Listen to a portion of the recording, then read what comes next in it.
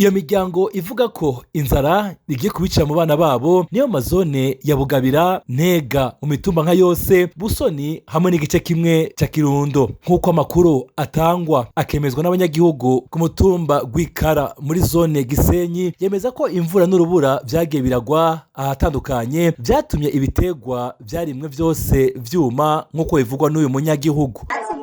Harwa n'urubura kuri twabuze aho duhungira, urumva nimba ari n'imiceri yose vyarumye, ari biki vyose vyarumye, urumva twahomvye urutasi, duhomvye nyiseva nyene nubwo ari buheruka ku mpeshi heruka hari haguye imvura y'isegenya igwamwo urundi rubura n'ubundi.